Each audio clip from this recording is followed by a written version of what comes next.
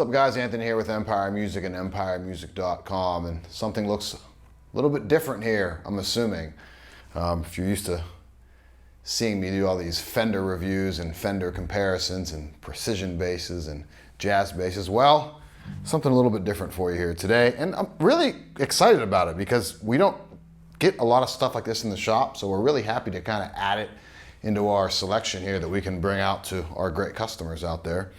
If you need anything in the shop, give us a call, 412-343-5299. You can email me directly. It's anthony@empiremusic.com. And today, showing you the Jackson Pro Series. Let me turn that down. The Jackson Pro Series Spectra bass. Super different from what we're used to for myriad reasons, but I love this thing. Like, I'm not typically your active bass player, and obviously the aesthetics to this kind of aren't really kind of my thing, but I'll tell you what, I'm super impressed with this bass right out of the box. Next to no setup on it, played really great. Just tuned it up, gave the neck a quick tweak, get a little bit of buzz off the B string, and like that was it. And the balance is great. It's pretty lightweight. It sounds, again, different than what I'm used to as like your tried and true kind of P bass guy, but I love it, man. I think this is a great thing. They come in around $1,000, super playable, super versatile. And I mean, they look cool, man. I mean, if that kind of is where you lie as far as what you want aesthetically, it kills it at that price point. Again, the balance is great on this thing, and it's just like playing with some slap stuff, fingerstyle stuff.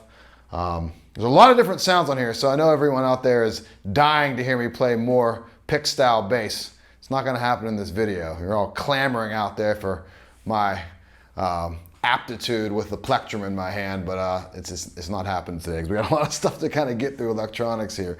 So we'll start with like some of the specs here that kind of go on with this guy. So this is in a transparent cherry burst. It's also available in a blue burst that we have over here for the time being. By the time you see this video, neither of these may be here. Maybe they're both still here. Maybe there's more coming. And these are both obviously in the 5-string models here. There is a 4-string model that we don't have currently, but so we're just kind of showing you the 5. So body-wise, there's a lot of stuff kind of happening here. So it's a flat sawn, kind of a multi-laminate body that's going on here. So the top of it's ash, and there's a layer of walnut, then there's a layer of maple, and then another layer of walnut, and then the majority of it is this mahogany going on here. So if Brent can kind of catch the side here, you can kind of see how there's some layers going on there. And by Jackson's, you know, what they're kind of saying about this bass is that's all helping add sustain to the instrument, which I can't argue with, man. The notes ring out, they're crystal clear, they ring out for a super long time. So, you know, I think it feels really, really good. It's all satin finish on the guy too. Single string bridge, so that means everything's kind of in its own rail system there. It's only strung through the bridge here, not through the body. Real easy to make, you know, accurate intonation adjustments on that guy. It's got great set of pickups in there. It has the Nordstrom SB5s in it, in the bridge and in the neck. 24 medium jumbo frets, and it is a roasted or like a caramelized Jatoba fretboard on there. So it's a relatively firm wood on there. I think that's gonna, just from what I'm picking up, so someone can totally correct me on this if I'm wrong, but what I pick up sonically from it is kind of in between. It's almost kind of like an ebony. Ebony meets rosewood. It has a little bit of both of those characteristics to it. So it's a little harder wood than what we typically would see out of like the softer rosewood. I think it sounds really good. And then on the neck, and you can kind of see it's through the body here, it's maple, walnut, maple, walnut, maple. I'm reading some notes down there to myself if you can't see, and I said that the right way. But it goes all the way through the body. So I think that maple strip here is really helping add to some clarity and cut from the instrument because it's right up against these two mahogany wings out here. At least I'm interpreting it that way. And I'm by no means an expert on active basses, but you know, I think that's kind of helping with what this bass should sound like. Again, and it really helps, I think, the rigidity of it. Also, it's graphite reinforced neck here, so it's going to help with the stability on it as far as sustain and as far as humidity and climate fluctuations with it.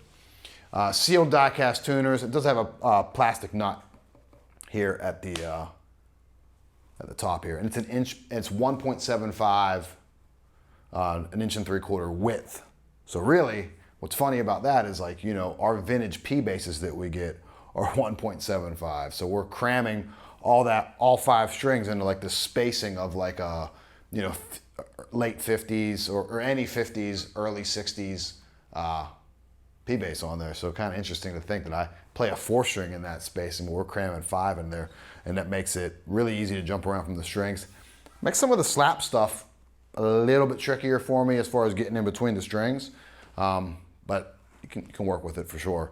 So running through the electronics, there's a lot to kind of cover here. So it runs in active and passive mode. I'll kind of just give you a brief rundown of what the switches and knobs are doing. So we have just a tone control. We have panning for the pickup, so front pickup, rear pickup. That said, one thing I noticed that's a little bit weird about this bass is, and I tried it on both to make sure that was how it was supposed to be, is panning the pickups is in reverse. I don't know what the intention was behind that. It's not something that I would typically, if there's one downfall of the bass, I'd say that's it. So I'll put some sound examples on here real quick. Turn volume up, so check it out. So I'm in active mode right now. I'm gonna flip it into passive.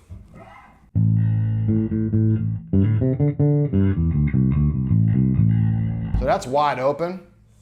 Now if we roll the pickup selector to where I would normally think would be the neck pickup, right there.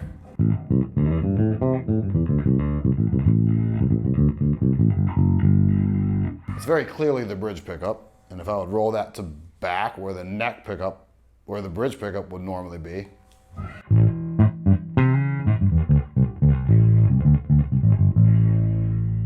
It's very clearly the neck pickup. So that's in reverse. I don't know if that's normal for some basses. It's a little bit weird for me. It would take a little bit of getting used to. So the quick example there. So volume, kind of the pickup panning, whether it's right or wrong, reverse or whatever people are used to, I'm not sure. Now here we have inactive mode, which is this switch here. I'll kind of skip over to here. So we're in passive and active. And in passive, none of these are working. So you don't have a tone control in passive mode. This 3-way switch here is like a mid-frequency selector.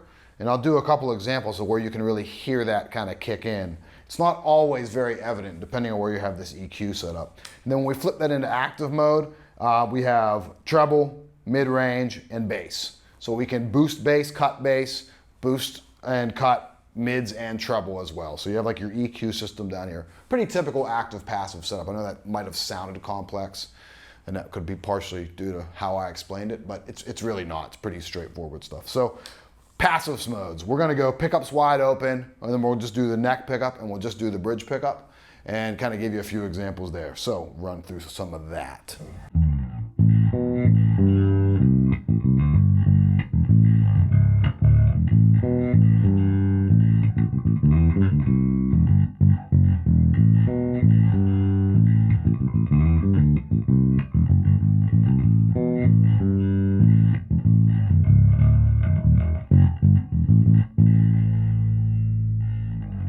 Then just neck pickup, which again, I'm flipping the knob the reverse way that you would think.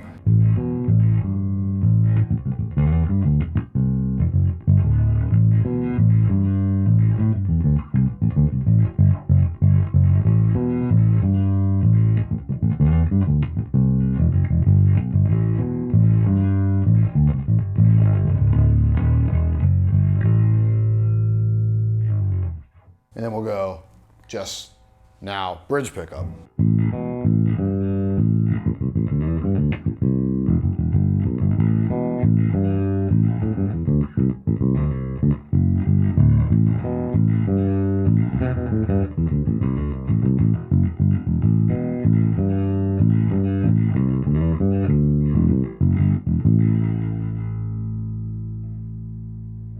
Now we'll do the same thing on a quick setting for an active bass. So I'm gonna flip that into now active mode. We're gonna go wide open on the pickup. So both pickups, in right down the middle detent position there.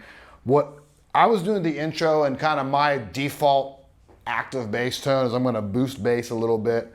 For this example, I'm gonna leave mids right there, and then I'm gonna cut a little bit of treble. In fact, I'm gonna boost mids just a touch. I'm gonna boost bass a little bit more. Let's see where that's at. Cool, that's a really nice active bass tone for me.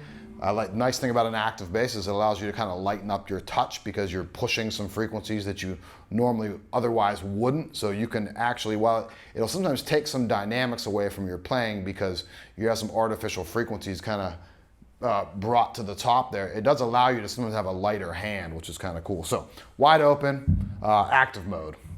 And this mid switch is right in the middle, and I'll let you hear what that kind of does.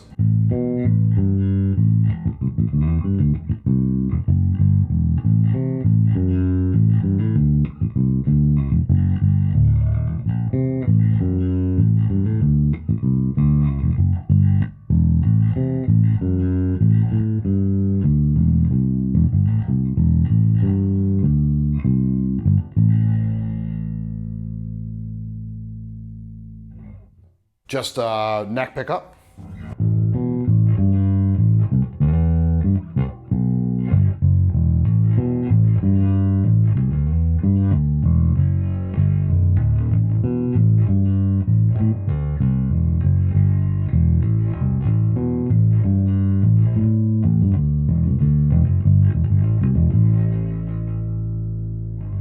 And then just bridge pickup.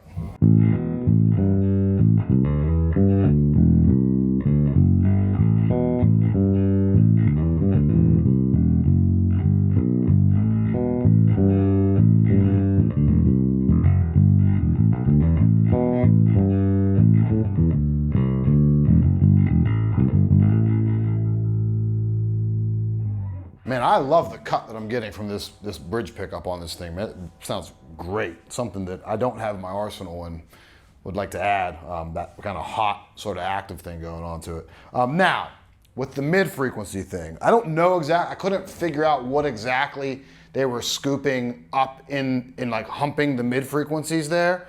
But if you hit, it's some harmonic stuff, and obviously on the bridge pickup, it's gonna sound a little bit more clear.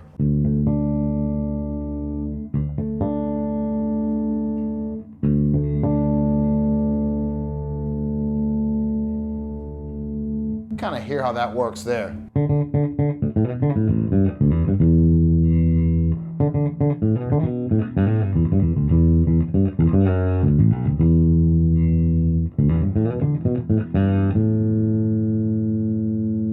I'm going to boost those mids a little more so we can hear that. Oh yeah.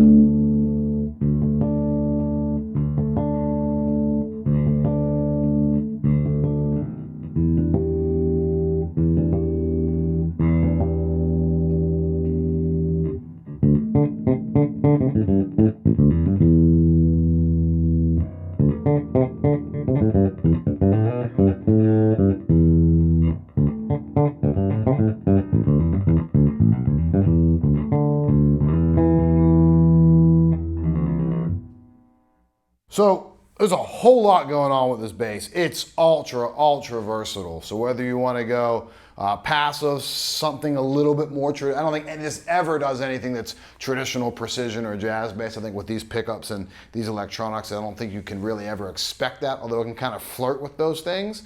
If you want a really modern, super playable bass, does not break the bank around $1,000.